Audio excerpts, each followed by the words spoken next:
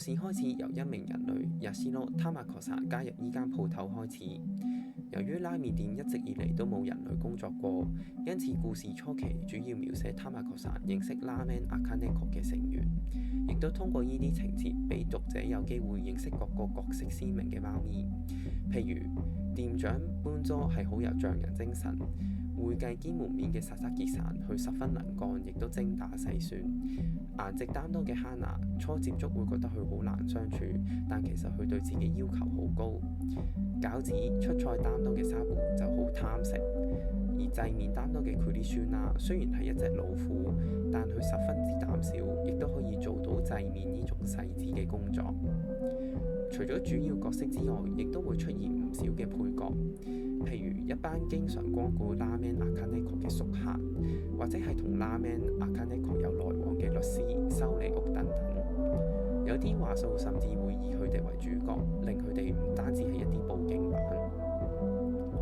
講咗咁耐，其實想推薦呢本漫畫嘅理由係因為佢係一本治癒系嘅作品。漫畫本身冇一啲要稱霸全國拉麵店之類咁宏大嘅目標，佢以單元劇嘅形式描繪咗一個又一個平凡嘅日常。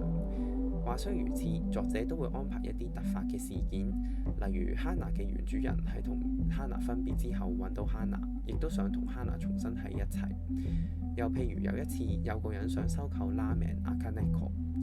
呢種情況下，如果想表達啲道理或者價值觀，其中一方可能會出現損害。但係拉麵阿卡涅克通常都會圓滿收場，唔會令讀者心中留下遺憾。例如上述兩個事件，哈娜同原主人盡述心中情，最後亦都同原主人和好。而喺收購嘅事件中，拉麵阿卡涅克回絕咗收購建議之後，亦都因為愛貓嘅人士而冇俾人追究。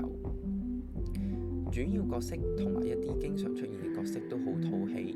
佢哋嘅性格同行動唔會突然180度大轉變嚟嘔心你。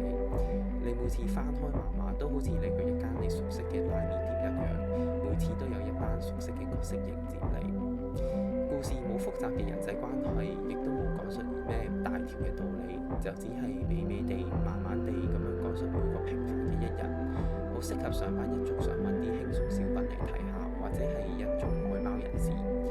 各大書店例如誠品都有推出中文版，誠意推薦大家去閱讀。